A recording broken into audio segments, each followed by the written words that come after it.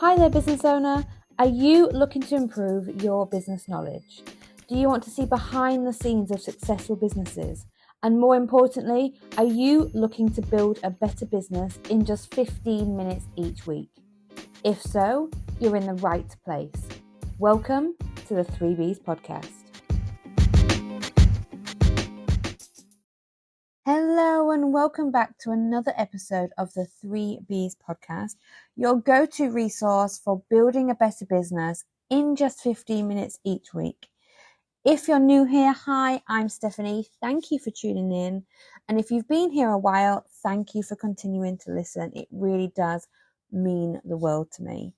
This week's episode is all about market research. Now, market research is many things to many different businesses, but there's a few key elements that all businesses have and can use when using market research to build a better business. So let's get on with the episode.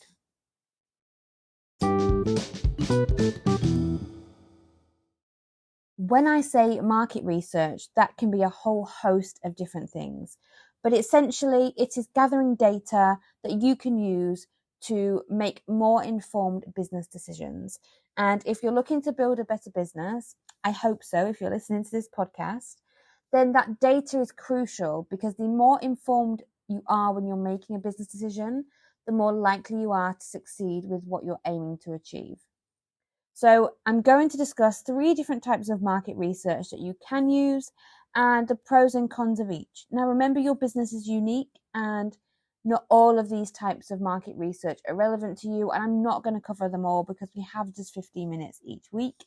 So I'm going to go through 3 of the more popular ones and the pros and cons of each. The first type of market research I want to discuss is one of the more popular ones, and that is surveys and questionnaires. They are one of the more popular tools that business owners use to gather quantitative data directly from their target audience. You've probably had an email or 2 today in your inbox as a business owner asking for feedback in the form of a questionnaire or a survey. Now, that can be a feedback questionnaire. So that could be that you've purchased a goods or a service and the business wants information on your experience. It can be a survey or questionnaire looking at your ideal client's habits and their pain points or their desires to help you build an offer that is going to address some of those pain points or desires.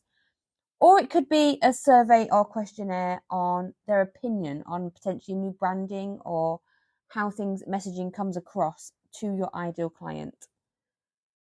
A good definition of that is that a survey and a questionnaire involves asking a series of questions to a selected group of people to gather information about their preferences, opinions, and behaviors. They can be distributed online, so they can be put onto your website, for example. They can be sent via email, which is probably one of the more popular ways, or even in person. So if you're at an event, for example, you could be using surveys or questionnaires to get feedback on the event in person while you're there.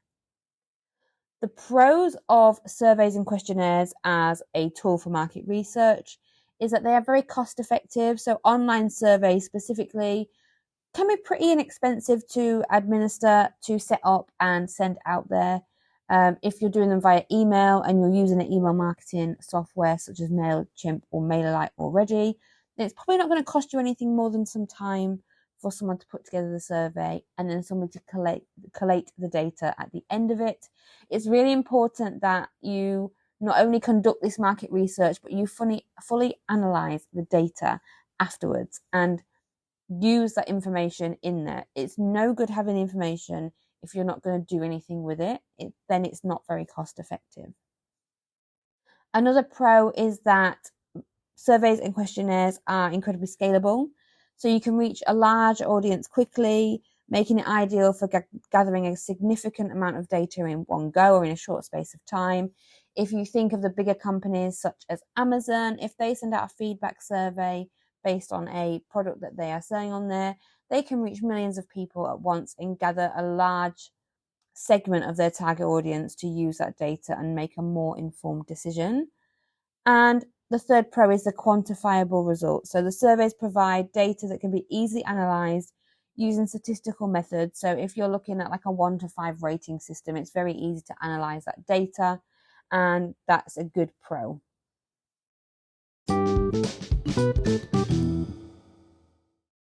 As with anything, there's pros and cons to both. So there is some cons of surveys and questionnaires. They're not too good to be true. And some of them can be that there is response bias. So respondents may not always provide fully honest or thoughtful answers, leading to skewed results and not 100% accurate data. So if it is just clicking a 1 to 5 star, for example, they may just click the star without putting much thought into it, as opposed to a more detailed market research type. Also, a con is low response rates. So achieving a high response rate can be challenging, particularly if a survey is quite lengthy or complex. If you think of feedback surveys you've maybe done over the years, something that asks for 1 or 2 questions, you're probably going to fill in. If you look at it and there's 20 to 30 questions, it's going to take more of your time. So as the target audience member, you may not have that time to fill it in or feel like it's valuable enough for you to fill in that information. And another con is limited depth. So surveys typically lack depth of insights that can be obtained through a more qualitative method. So other methods that mean maybe one-to-one feedback or a focus group, which we'll move on to shortly. You can get much more in-depth information from that, as opposed to the surveys where you'll only get the answers to the questions that you provide to them.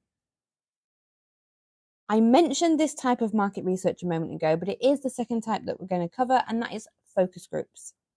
So this method involves gathering a small group of people together to discuss a specific product or topic in detail.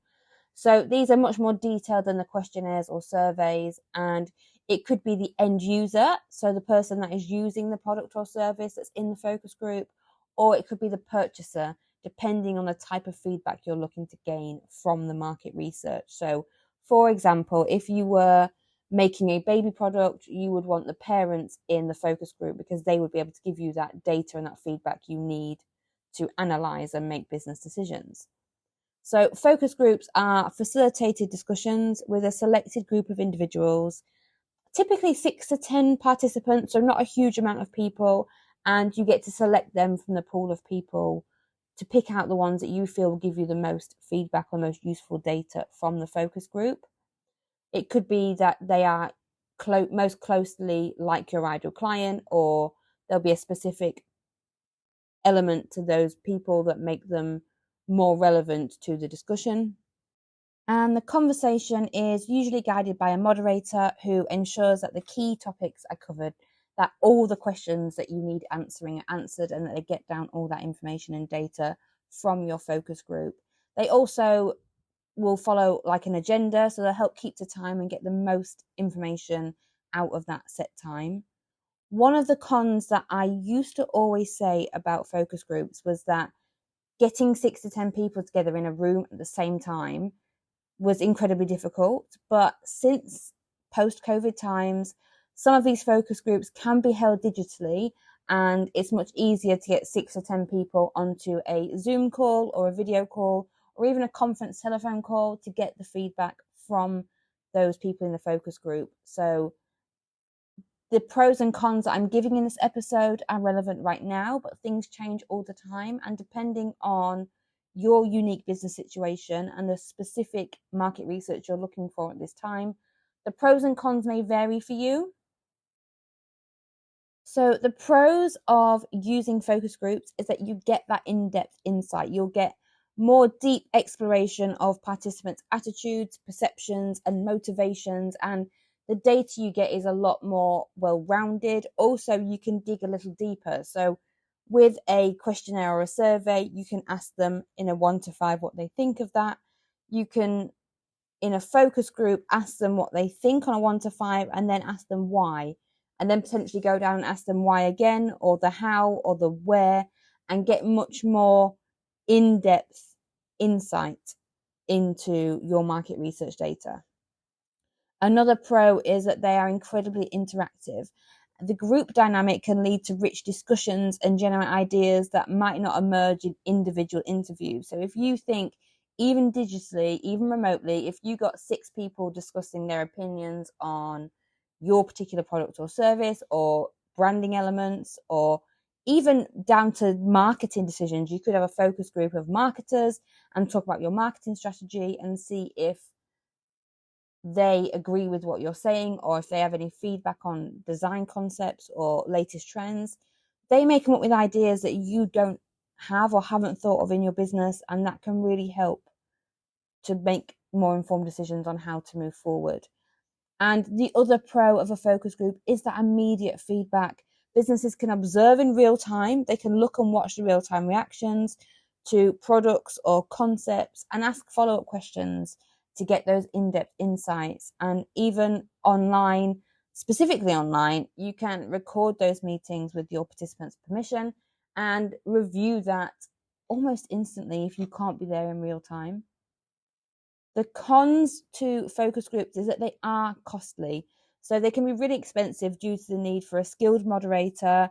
You'll need a venue, whether it's digitally or remotely, and often participant incentives such as gift vouchers or money for their time in order to get the most value from these focus groups. Because after all, if they're incentivized, they're much more likely to put more time and effort into those results and the information that they give you and the feedback you need for the market research. They're also time consuming, so not only the time needed to conduct the focus group and to review the findings, organizing focus groups takes a lot more time and effort than sending out a questionnaire or survey. Getting together diary time schedules that everyone can attend, again, can take a lot of time. And another con is that it's quite a small sample size, so the findings that you get from that focus group may not be generalizable to a larger population. So because there's only going to be 6 to 10 participants, their views may be very different to a different selection of 6 to 10 of the same ideal client. Their views may be very different. So it's not a bias, but it can be variated results depending on the people within the focus group. And thirdly, the third type of market research I wanted to talk about in this episode is secondary market research. This is analysing existing data that's already been collected by others.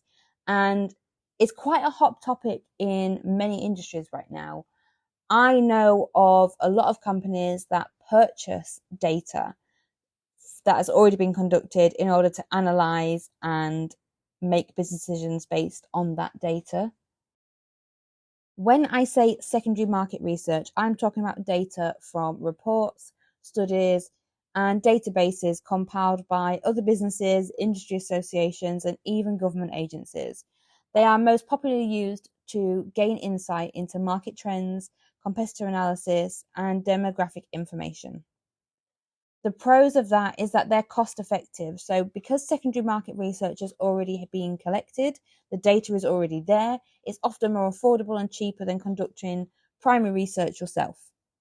It's also time saving because the data, again, already exists. So it's much quicker to access and analyze that data compared to gathering it new, sorting and analyzing it yourself.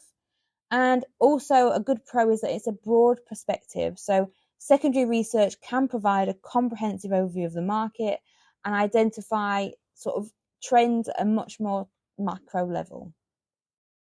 And the cons of using secondary market research is that the information is often outdated. So there's a higher risk and chance that the data that you're analysing is outdated or no longer relevant because it's already been collected and current market conditions could have changed a lot since then. Also, another con is the limited control. So you've got no control over the methodology and quality of the data collected by the original source. And this is something that I see quite a lot. So we receive multiple emails every day trying to sell us users of specific softwares, database lists. And you don't know how ethically that data has been collected. And obviously in the UK, we have GDPR regulations, and you don't know if that information has been gathered in accordance with GDPR legislation or not. So I would always err on the side of caution when it comes to using secondary market research. Do your due diligence and check as best you can where that information has come from and how they've got that information. And the final con of using secondary market research is that it's not tailored to your specific research needs or business context. So depending on what you're using it for, it may not have all the information you require, or it may have more information than you need, which is not great from a cost perspective. There's no point paying for data you don't need or cannot use in your specific research needs. Your business is unique, and the reason you're going to need that market research is unique. So although there is lots of pros to secondary market research, in my opinion, there's more cons than pros, unless you really need something broad, non-specific data that doesn't need to be up to date for your market research.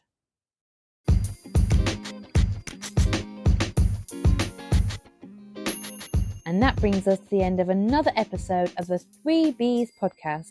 Thank you so much for listening. Please connect with us on social media. Like, rate and review wherever you are listening to this podcast so that I can help more business owners build a better business. See you next week.